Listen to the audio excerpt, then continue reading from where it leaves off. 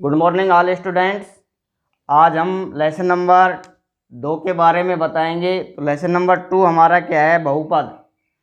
तो सबसे पहले हमें बहुपद को समझना है। बहुपद यानी बहुपद हमारे पास जो है क्या होगा? बीजीय व्यंजक के सभी चर की घातों का मान ऋणात्मक नहीं हो, कैसा हो, एवं धनात्मक पूर्ण संख्या को जो है क्या कहते हैं? बहुपद कहते हैं। तो हम इसको ये भी कह सकते हैं, बीजीय व्यंजक की धनात्मक पूर्ण संख्या को बहुपद कहते हैं। अब इसके भी हमारे पास जो है कितने भाग हो जाएंगे? 2 भाग होंगे। तो पहले आपको बहुपद को समझना है। अब जैसे मैं कोई संख्या लिख रहा हूँ तो आपको बताना है बहुपद है या नहीं है। y-2 यानी y की घात जो है क्या है? -2 है। तो ये घात जो है ऋणात्मक नहीं होनी चाहिए। बहुपद की जो है घात ऋणात्मक नहीं होनी चाहिए। तो यहाँ घात ऋणात्मक है तो इसका अर्थ हो जाएगा ये एक बहुपद नहीं है।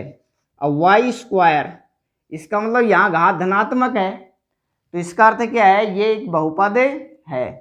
तो इस तरीके से बहुपद हमारे पास क्या हो जाएगा? बीजीय व्यंजक का चर के वह मानों के लिए जिसकी घात जो है ऋणात्मक नहीं हो एवं सभी धनात्मक पूर्णांक संख्या हो, बहुपद कहलाते हैं। तो इस तरीके से बहुपद हो जाएगा। अब तो धनात्मक जो है पूर्ण संख्या को जो है क्या कहते हैं? हम बहुपद कहते हैं। अब इसमें बहुपद के कितने भाग हैं? हमारे पास 2 भाग हैं बहुपद के। कितने भाग हो जाएंगे? 2 भाग हो जाएंगे। इसमें जो है एक तो जो है पदों के आधार पर बहुपद को जो है हमने कितने भागों में बांटा है? 2 भागों में बांटा है। एक तो पदों के आधार पर बांटा है और जो दूसरा है वो किसके रूप में बांट रहे हैं? घातों के आधार पर। तो कितने भागों में बांटे? बहुपद को 2 भागों में बांट दिया, पदों के आधार पर, घातों के आधार पर। अब पदों के आधार पर भी इसके भी कितने भाग हैं? 3 भाग हैं। कितने भाग हो जाएंगे? 3 भाग हो जाएंगे। ध्यान देना इधर। पहला जो भाग है वो क्या हो जाएगा? एक पदी बहुपद। नाम से स्पष्ट हो रहा है यहाँ में पदों का प्रयोग करना है। तो क्या हो जाएगा? एक पदी बहुपद। इसके बाद जो है दूसरा क्या हो जाएगा? द्विपदी बहुपद। और तीसरा क्या हो जाएगा? त्रिपदी बहुपद।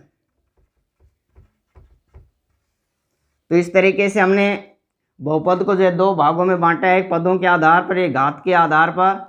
तो घातों के आधार पर जब बांट रहे हैं तो इसमें जो है क्या हो जाएगा? इसके भी 3 भाग हो जाएंगे। जो पहला भाग है वो रैखिक बहुपद।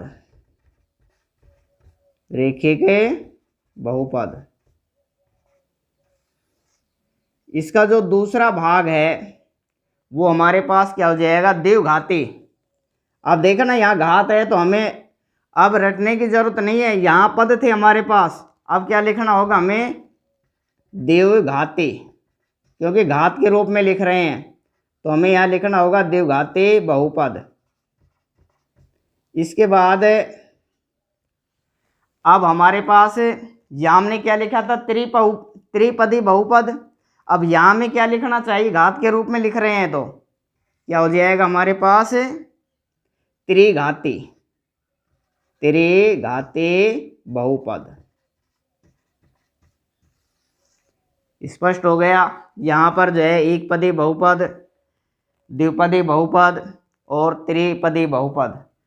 तो अब हमें जो क्या करना है? एक पदी बहुपद में हमारे पास एक ही पद होना चाहिए। जैसे फॉर एग्जाम्पल 2x²। अब इधर हमारे पास कितने पद हो गए? एक पद हो गया। इसके बाद कोई भी और एग्जाम्पल ले लीजिए, 2 है, u के घात 10 है, कितने एग्जाम्पल हो जाएंगे। तो इसमें हमें जो है क्या करना है, एक पद ही आना चाहिए हमारे पास। तो ये क्या हो जाएगा, एक पदी बहुपद। इसके बाद अब हमारे पास जो है ये क्या हो जाएगा, द्विपदी बहुपद। तो द्विपदी में क्या हो जाएगा, हमारे पास जो है दो पद आने चाहिए। जैसे for example x square plus 2, तो इसमें दो पद हो गए हमारे पास। तो ये क्या हो जाएगा, द्विपदी बहुपद। तो और कितने उदाहरण ले लेंगे, एक्स के पावर 4 प्लस यू के पावर 10। तो कितने पद आ रहे हैं हमारे पास, दो पद आ रहे हैं। तो ये हमारे पास जो है क्या हो जाएगा, द्विपद, यानी इसमें दो पद आ रहे हैं। इसके बाद अब हमारे पास त्रिपदी बहुपद। अब इसमें तीन पद आने चाहिए। कितने पद आने चाहिए, तीन पद आने चाहिए। जैसे एक्स के पावर 3, एक्स स्क्वायर प्लस 2। इस तरीके से कितने उदाहरण बना लेंगे। तो ये हमारे पास जो है क्या हो जाएगा, त्रिपदी बहुपद। अब इस तरीके से अगला जो हमारा है घातों के आधार पर, तो इसको भी जो है हमने बहुपद को कितने भागों में बांटा है, दो भागों में बांटा है। एक तो पद के आधार पर, एक घात के आधार पर। तो पदों के आधार पर भी जो है कितने भाग हो गए, तीन भाग हो गए। एक पदी बहुपद, दूसरा द्विपदी बहुपद, तीसरा जो है क्या हो जाएगा, त्रिपदी बहुपद। अब घात के आधार पर रेखिक बहुपद, इसमें जो है एक ही घात होगी। यानी जैसे मान लीजिए 2x प्लस 3 बराबर 0। तो ये हमारे पास जो है क्या हो जाएगा, रेखिक बहुपद। इसमें चर की घात जो है कितनी हो जाएगी, एक घात हो जाएगी। तो इसको जो है क्या कहेंगे, रेखिक बहुपद। इसके बाद द्विघाती बहुपद, इसमें जो है कितने घात होनी चाहिए, दो घात होनी चाहिए। कोई भी एग्जाम्पल लेंगे उसमें जो हमें कितनी घात रखनी होगी, दो घात रखनी है। कितनी घात होगी, दो घात हो जाएगी। जैसे हमारे पास मान लीजिए कोई भी 2x स्क्वायर प्लस 3x बराबर 5। तो इस तरीके से ये क्या हो जाएगा, द्विघाती बहुपद। इसके बाद त्रिघाती बहुपद, इसमें जो है नाम से स्पष्ट हो रहा है, इसमें जो है कितनी घात होनी चाहिए हमारे पास, तीन घात होनी चाहिए। यानी रेखिक बहुपद में जो है चर की जो घात है वो एक ही होनी चाहिए। द्विपदी बहुपद में चर की घात दो होनी चाहिए। त्रिघाती बहुपद में चर की घात जो है कितनी होनी चाहिए, तीन घात होनी चाहिए। और कोई भी जो है हम बहुपद बना सकते हैं। तो इस तरीके से बहुपद जो है, बहुपद के कितने भाग हो गए, दो भाग हो गए।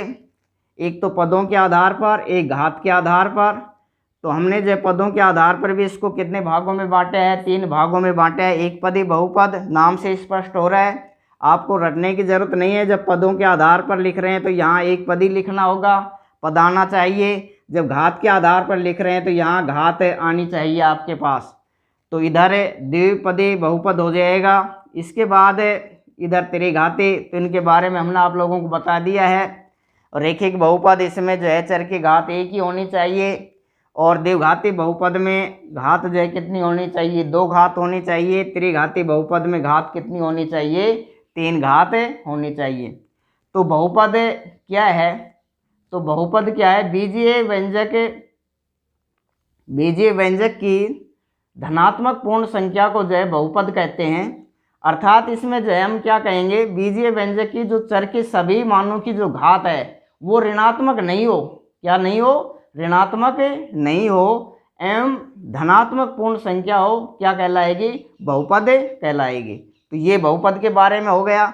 अब इसके बाद आपके पास कोई भी बहुपद दिया हुआ होगा और उसका जो है गुणांक जो है आपको एक्स स्क्वायर का गुणांक जो है बताना होगा। तो ध्यान देना इधर, मान लीजिए आपके पास जो है कोई बहुपद दे रखा है 3x square plus 4x plus 3। अब आपको जो है इसमें ये बताना है एक्स स्क्वायर, ये बहुपद हो गया हमारे पास। तो इसमें हमें एक्स स्क्वायर का गुणांक जो है बताना है। तो हमारे पास जो एक्स स्क्वायर का गुणांक क्या होगा, यानी एक्स स्क्वायर के साथ जो संख्या है वो उसका जो है गुणांक हो जाएगा। तो यहाँ में लिखना होगा एक्स स्क्वायर का गुणांक बराबर, तो एक्स स्क्वायर के साथ जो है संख्या, कौन सी संख्या गुणा हो रही है, 3 गुणा हो रही है तो एक्स स्क्वायर का गुणांक जो है कितना हो जाएगा, 3 हो जाएगा। अब मान लीजिए हम कोई और एग्जाम्पल लेते हैं, तो आपने जो है इसमें यही देखना होगा एक्स स्क्वायर के साथ जो है आपके पास संख्या जो है कितनी है, तो वो एक्स स्क्वायर का गुणांक हो जाएगा। धन्यवाद।